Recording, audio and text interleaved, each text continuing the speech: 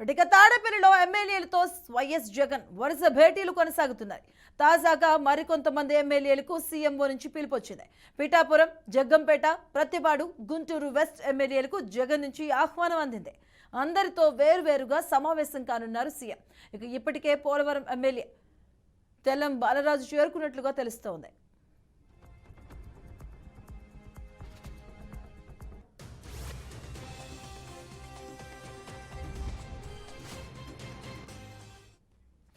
ఇక ఎమ్మెల్యేలతో వేరువేరుగా సమావేశం కానున్నారు వైఎస్ జగన్. వేరువేరుగా సమావేశం కాబోతున్నారు. పిఠాపురం, జగ్గంపేట, ప్రతిపాడు, గుంటూరు వెస్ట్ ఎమ్మెల్యేలకైతే పిలుపు అందినట్టుగా తెలుస్తూ ఉంది.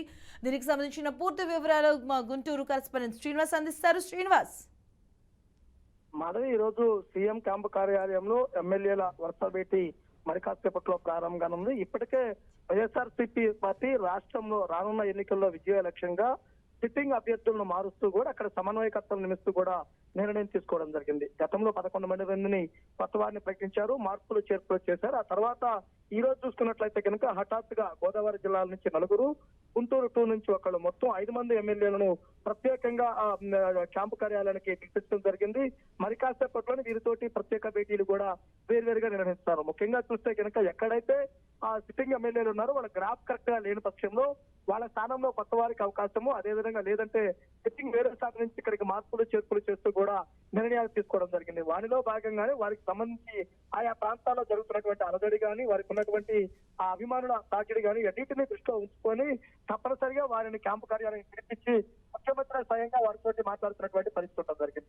అయితే ప్రస్తుతం చూసినట్లయితే కనుక ఈ రోజు పోలవరం ఎమ్మెల్యే తెల్లం బాబురావుతో పాటు మరో 4 ఎమ్మెల్యేలకు సీఎంఓ నుంచి పిలుపు రావడం జరిగింది. పిఠాపురం, జగ్గంపేట, పత్తిపాడు, గుంటూరు వెస్ట్ ఎమ్మెల్యేలకు పిలుపు రావడం జరిగింది. గుంటూరు వెస్ట్ చూసినట్లయితే కనుక దీనికి సంబంధించి చూసుకున్నట్లయితే కనుక వారు ఈసారి అక్కడే పోటీ చేయాలి అనే నిర్ణయంతో ఉన్నా కానీ కొంత మార్పు చేర్పులకు ఎవరైతే అవకాశం ఉంటుందో వాటిని దృష్టిలో ఉంచుకొని వాటిపై నిర్ణయం తీసుకొని పిలిపించడం పరిస్థితి కూడా ఉంటుంది జరిగింది. అయితే ఎటువంటి నిర్ణయం తీసుకున్నా పార్టీ నిర్ణయానికి కార్యకర్తలు అంతా కూడా సన్నద్ధం కావాలి. కానీ అక్కడ రాస్తారోకోలు, ఆందోళనలు, వాటికి సంబంధించినటువంటి కార్యక్రమాల నిర్వహణ బాధ్యత కూడా ఎమ్మెల్యేలకి అప్పగిస్తూ వాళ్ళని సద్దుమనిపే బాధ్యత కూడా ఎమ్మెల్యేలే చూడాలని చెప్పే విధంగా కూడా జగన్మోహన్ రెడ్డి నిర్ణయం తీసుకున్నటువంటి పరిస్థితి. అంటే వై నాట్ 175 అనే నినాదంతో ప్రజల్లోకి వెళ్తున్నటువంటి జగన్మోహన్ రెడ్డి ఎమ్మెల్యేలకు ముందు నుంచి గడిచిన 6 నెలల నుంచి కూడా అనేక రివ్యూలు, ఐపాక్ సర్వేలతోటి గ్రాఫులు, అక్కడ పరిస్థితుల్లో ఓటింగ్ శాతం ఎంత ఉంది, మీరు ఎంత శాతంలో లేరు, ఏంటి అనేది కూడా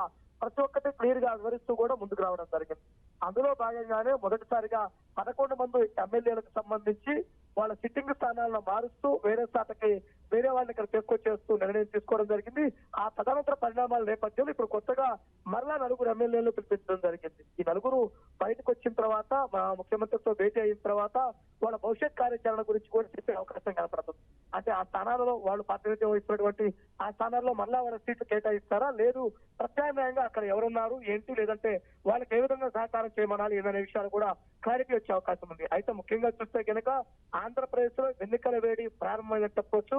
దానికి ముందడుగుగానే జగన్మోహన్ రెడ్డి కీలక నిర్ణయాలు తీసుకొని పార్టీని ప్రక్షాళన చేయడమే కాకుండా ప్రజల్లోకి వెళ్లే విధంగా చూడటము, అదే విధంగా ఎమ్మెల్యేలకు కూడా ఎక్కడా వ్యతిరేకత రాకుండా వాళ్ళు గతంలో ఒకసారి అవకాశం ఇచ్చాము, మళ్ళా రెండోసారి ఇవ్వలేని పక్షంలో వాళ్ళకి క్లియర్ గా వివరిస్తున్నటువంటి పరిస్థితి కనుక స్పష్టంగా కనపడుతుంది. మొన్న 11 మందిని మార్చిన తర్వాత మరలా ఈ వారంలో అంటే చూసినట్లయితే కనుక జనవరికి ముందే చూసుకున్నట్లయితే కనుక మరో 30 నుంచి 35 మంది అభ్యర్థులను కూడా మార్చి ఆయా ప్లేసుల్లో నూతనంగా లేదంటే సిట్టింగ్ వారి పరిధిలో ఉన్నటువంటి వారు ఎవరైతే ఉన్నారో వారికి సమన్వయకర్తలుగా బాధ్యతలు అప్పచెప్పే అవకాశం కూడా కనపడుతుంది.